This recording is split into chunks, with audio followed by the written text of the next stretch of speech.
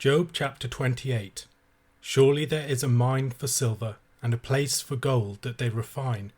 Iron is taken out of the earth, and copper is smelted from the ore.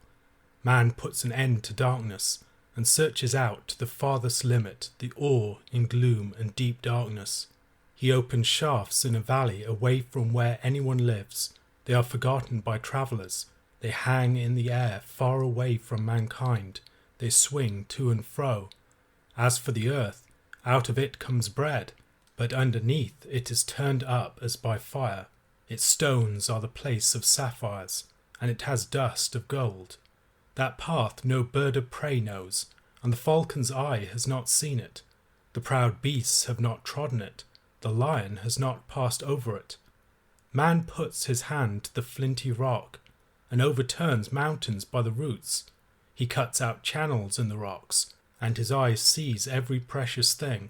He dams up the streams so that they do not trickle, and the thing that is hidden he brings out to light. But where shall wisdom be found? Where is the place of understanding? Man does not know its worth, and it is not found in the land of the living. The deep says, "It is not in me," and the sea says, "It is not with me." It cannot be bought for gold, and silver cannot be weighed as its price. It cannot be valued in the gold of Ophir, in precious onyx or sapphire. Gold and glass cannot equal it, nor can it be exchanged for jewels of fine gold.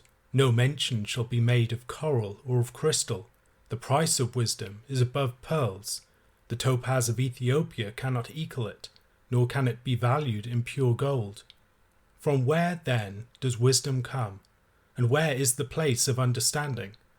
It is hidden from the eyes of all living, and concealed from the birds of the air. Abaddon and Death say, "We have heard a rumour of it with our ears." God understands the way to it, and he knows its place, for he looks to the ends of the earth, and sees everything under the heavens. When he gave to the wind its weight, and apportioned the waters by measure, when he made a decree for the rain, and a way for the lightning of the thunder. Then he saw it and declared it. He established it and searched it out. And he said to man, "Behold, the fear of the Lord, that is wisdom, and to turn away from evil is understanding." Job chapter 28 is a remarkably beautiful poem, but it represents a great shift in the tone of the book. From the fierce passion of Job's defense and the speeches of the friends, we come to a rich poetic meditation upon wisdom. A number of commentators have spoken of it as an interlude between the cycle of the dialogues with the three friends and the sections that follow, the rest of Job's speech, the speech of Elihu, the arrival and the speeches of God, and then the epilogue.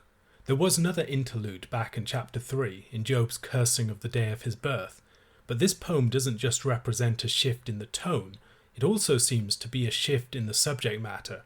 There is no mention of Job's defense here. Rather, it is a meditation upon wisdom more generally. There's no address to an audience. There's no clear expression of the feelings of the speaker. As David Kleins puts it, it is completely externalized. Speaker and audience are not identified. The refrain is an important part of it and helps us to understand what the poem is about. In verse 12 and 20 we find statements of the type, "But where shall wisdom be found? And where is the place of understanding?"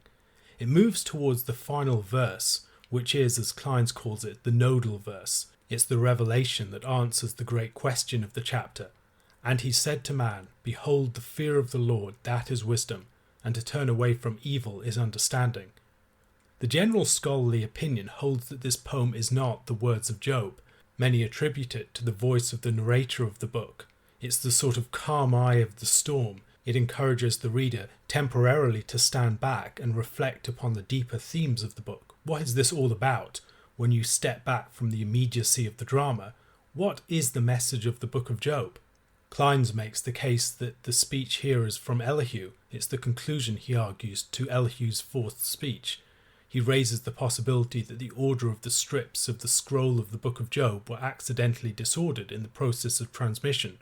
Elihu makes the most use of the language of wisdom, and so this makes most sense coming from his mouth. I'm unpersuaded. However, Kleins does highlight some important questions. The obvious one is, what is the poem doing here and what purpose is it serving?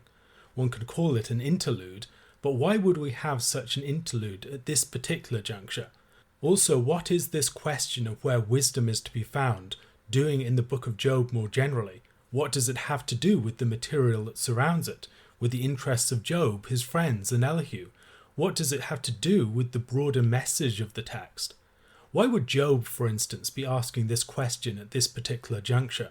Gerald Jansen, Robert Alden, Toby Sumpter, and a number of other commentators argue that these are the words of Job. I'm not completely persuaded, even though these words aren't marked off from the rest of Job's speeches by a formal introductory statement. It seems clear that they stand apart from what surrounds them. While some commentators see this as an independent poem that has somehow found its way into the book of Job, this chapter is not detached from its surroundings. Robert File argues that chapter 28, and indeed the entirety of chapters 26 to 31, function something like the voice of a chorus in a play. They collect and comment upon the themes that are surfacing to this point. File points out that this chapter identifies the question behind all of the other questions of the book, and it also serves as a metaphor for the whole book. He argues that the structure of the chapter is as follows. Verses 1 to 11, the mining for precious stones and metals as a metaphor for the quest of wisdom. Verses 12 to 22, the inaccessibility of wisdom.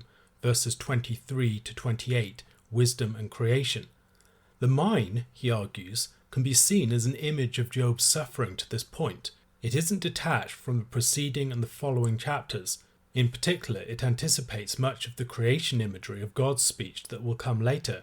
For instance, in chapter 38, verses 16 to 20, "Have you entered into the springs of the sea, or walked in the recesses of the deep?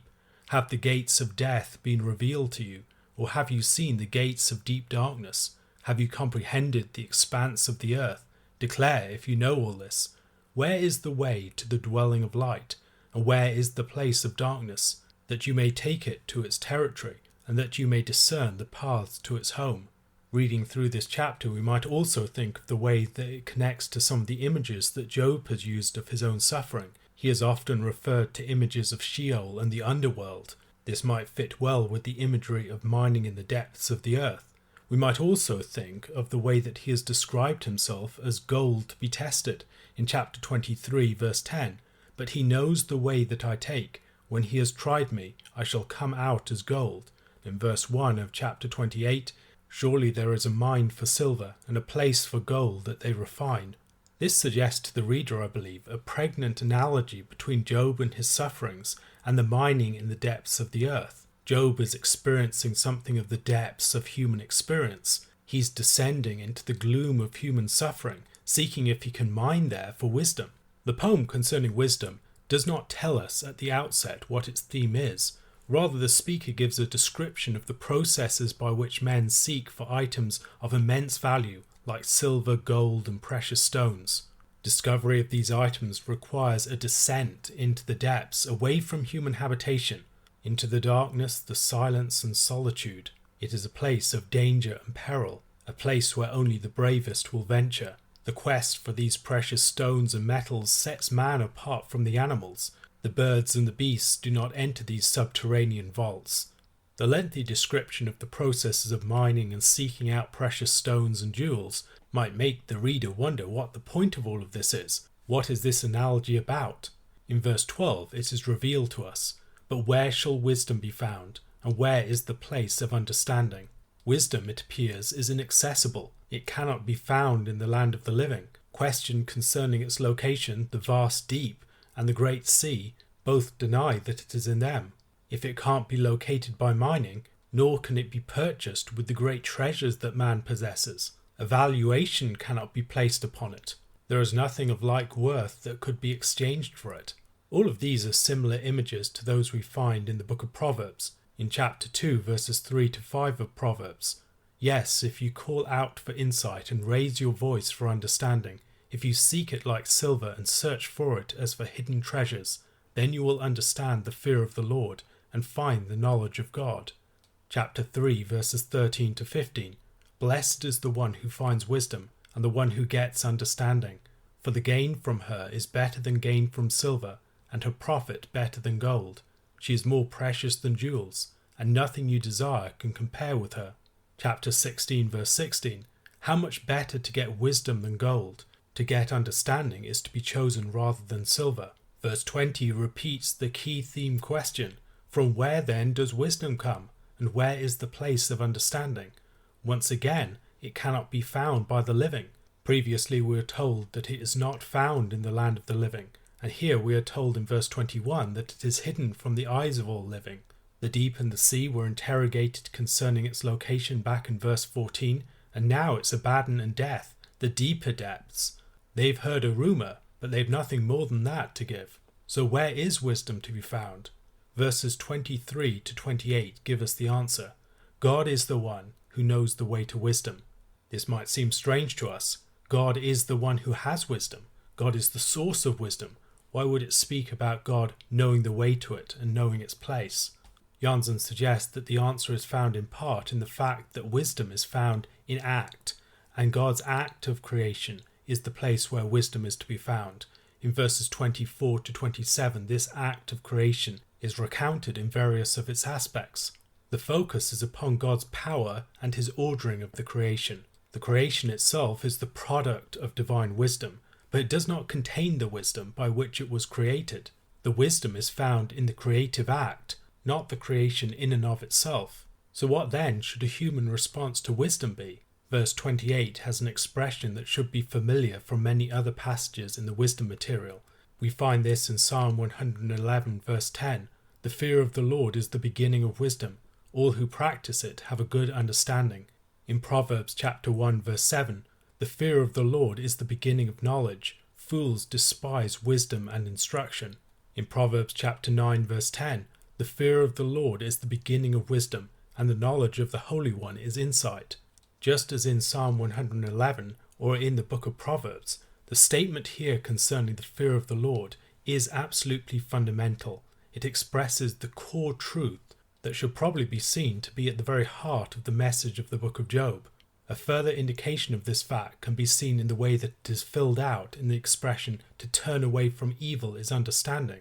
This return to the theme of the fear of the Lord, defining wisdom as fearing the Lord and turning away from evil, should cause the reader to prick up their ears. These are charged expressions. They appear in the opening verse of the book. There was a man in the land of Uz whose name was Job, and that man was blameless and upright, one who feared God and turned away from evil. In this final climactic statement, at the end of the reflective quest of the poem, we arrive at a statement that takes us back to the very beginning of the book. Janssen writes of this, such a conclusion may strike one as disappointingly conventional, not to say banal. On the other hand, it may be that such a view, once freshly entertained but become banal through superficial or thoughtless repetition, is here presented as renewed and refreshed through the searching reflection in which Job and the reader have been engaged since chapter 3. Not all explorations issue in the discovery of totally new terrain. Sometimes exploration issues in the discovery, as though for the first time, of terrain in which one has always lived. In such cases, this terrain may be occupied by conventional minds and by those newly wakened. The question then, and it is not easily answered, becomes, in what sense do they inhabit the same terrain, and in what sense are they worlds apart? In terms of chapter 28 verse 28, one may ask whether this conclusion, at this point in Job's search, is crushingly banal or fresh with chastened profundity. It may depend on how one comes to the conclusion and how one entertains it. Reading this verse as a reaffirmation in part of the statement of the opening verse of the book may also help us to see Job as having passed through the test and survived it, arriving at the deeper wisdom of seeing that true wisdom is found in fear of the Creator, of the one who in the act of wisdom formed all things. A question to consider. Do you think that it is possible to argue that the question, from where then does wisdom come and where is the place of understanding, is the thematic question of the book of Job? If you do, how would you go about arguing it? How might the prominence of the question in this chapter and poem help us to read the rest of the book? James chapter 2 verses 14 to 26. What good is it, my brothers, if someone says he has faith but does not have works? Can that faith save him? If a brother or sister is poorly clothed and lacking in daily food, and one of you says to them, 'Go in peace, be warmed and filled,' without giving them the things needed for the body, what good is that? So also faith by itself, if it does not have works, is dead. But someone will say, 'You have faith and I have works. Show me your faith apart from your works, and I will show you my faith by my works.' You believe that God is one. You do well. Even the demons believe and shudder. Do you want to be shown, you foolish person, that faith apart from works is useless? Was not Abraham our father justified by works when he offered up his son Isaac on the altar? You see that faith was active along with his works, and faith was completed by his works. And the scripture was fulfilled that says, 'Abraham believed God, and it was counted to him as righteousness, and he was called a friend of God.' You see that a person is justified by works, and not by faith alone. And in the same way was not also Rahab the prostitute justified by works, when she received the messengers and sent them out by another way? For as the body apart from the spirit is dead, so also faith apart from works is dead." James's concern for pure religion continues into the second half of chapter 2. He is concerned here with the reduction of faith to bare profession. Faith without works, he argues, is like a corpse. It's not a matter of adding works to faith, but rather of works being inseparable from true faith. Perhaps we might also see James continuing some of his concerns about partiality here. The importance of ministering to needy people within the church sets up the discussion of faith and works. James's treatment of faith and works here is structured as a sort of diatribe against an opponent. James is setting up the voice of someone who holds a position opposed to his own and dialoguing with that throughout. His concern earlier had clearly been for works of mercy, for concern for the poor and those who are needy, on visiting widows and orphans, keeping oneself unspotted from the world, and receiving the poor with a proper welcome in their assemblies. Such concerns might be seen here as well. He begins with an example that shows that a bare expression of goodwill is utterly insufficient for performing the works of mercy. If a person is poor, unclothed, and hungry, they need something a lot more than simple expressions of goodwill and good luck. They need positive assistance, but mere words aren't going to give them that. While the moving of one's heart in concern towards the poor is clearly very important, as is a verbal commitment to their well-being, by themselves those things are not enough. Rather, they must be expressed in a concrete, practical commitment to the well-being of the people in need. Anything short of that is completely futile. And this provides a good analogy for the situation of a faith without works. Such a faith may be properly disposed in some ways. Such a faith may express itself well in orthodox doctrinal commitments. But if it lacks works, it's completely ineffectual and dead. In verse 18, his imagined interlocutor presents two different cases. Here's one person who says he has faith, and here's another person who says he has works. To which James responds, "If you indeed have faith, show me that faith apart from any works, and my faith will be demonstrated by my works." Works are absolutely inseparable from faith. The idea that you could have faith without works is nonsensical. There are those who will insist that they have faith because they can make the basic creedal commitments, such as the Shema, the statement that the Lord our God is one. But making such a statement is no guarantee of right standing with God. The demons themselves, God's sworn adversaries, can make that statement. And in their case, that statement, far from being assurance of their right standing with God, is a cause of their terror before him. James drives his point home by two great examples from the Old Testament, Abraham and Rahab. Abraham is the paradigmatic Jew, he's the one who's the father of the people of Israel, and Rahab is the paradigmatic Gentile, a once ungodly Canaanite prostitute who was brought into the people of God. James points to the events of Genesis chapter 22 as proof of Abraham's faith and the perfection of his faith. Abraham was called to sacrifice his son Isaac. This was the last great test that Abraham faced. He had been called earlier on to leave his home, to leave behind his past, and in Genesis chapter 22 he was called to sacrifice his future, everything that Isaac represented. As he responded faithfully to this test, he was blessed by the Lord, and the promise was confirmed to him. James effectively argues you can't read Genesis chapter 15 verse 6 where we are told that Abraham believed God and it was accounted to him for righteousness, without paying attention to this later part of the story, where he is blessed on account of his faithfulness. Abraham being called a friend of God, someone in good standing with God, is something that arises not merely from his faith, but also from such works. And the offering up of Isaac is a completion of Abraham's faith in works. This is what it looks like when faith comes to its maturity. He appeals to Rahab as well. Rahab was someone who received the word concerning the people of Israel and the way that the Lord was going to give them the land, and believed it, and as a result she received the messengers and sent them out by another way. While she believed the word of the report, she would not have enjoyed the standing that she enjoyed in the people of God had she not transformed that into the practical action of acting as she did towards the spies. All of this goes to show, for James, that as the body apart from the spirit is dead, so also faith apart from works is like a lifeless corpse. A true and active faith is always seen in its works. Apart from works, it is lifeless and useless. Perhaps one of the most challenging things about this passage is how to relate it to the teaching that Paul has in his epistles. James's interlocutor has an unsettling similarity to a bastardized Paul. There is a very sharp seeming contrast with Paul in some of the statements that he makes in passages such as Romans chapter 3 verse 28, "For we hold that one is justified by faith apart from works of the law." Now compare that to verse 26 of this chapter. You see that a person is justified by works and not by faith alone. Paul also uses the example of Abraham in chapter 4 of Romans, and particularly references Genesis chapter 15 verse 6 about Abraham believing God and it being accounted to him for righteousness. And so we are left to speculate about the relationship between James and Paul's teaching. Is James directly attacking Paul, or is he attacking some straw man of Paul? Both in Acts and in the book of Galatians, we see tensions between people from James and people associated with Paul and his message.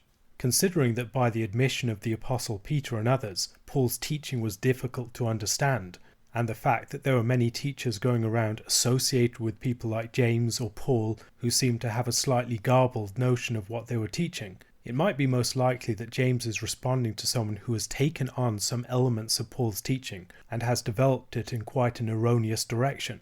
While Galatians chapter 2 and Acts chapter 15 might suggest that James and Paul resolved any initial distrust that might have been between them, it is likely that both faced problems with members of the other person's camp.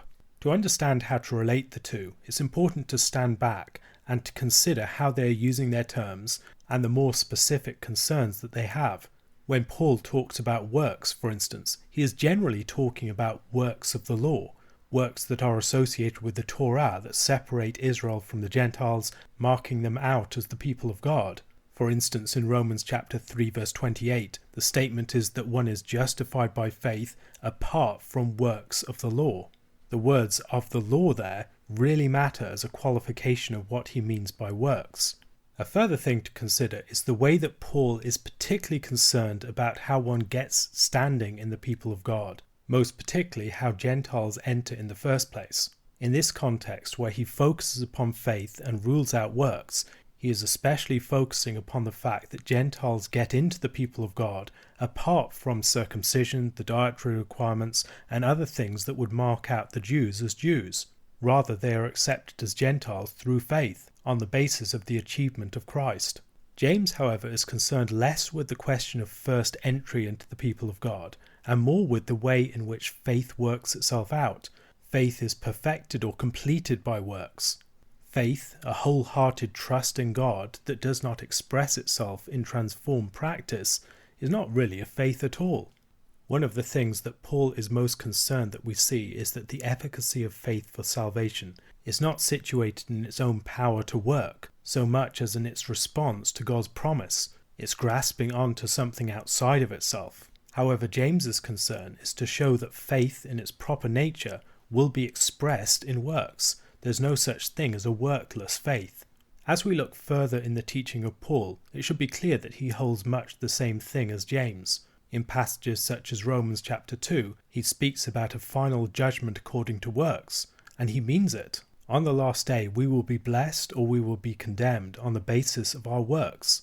The tension that people see between Paul and James is really a tension that can be seen in Paul's own teaching, a tension between our standing in the people of God being on the basis of faith and the fact that we will be judged according to works.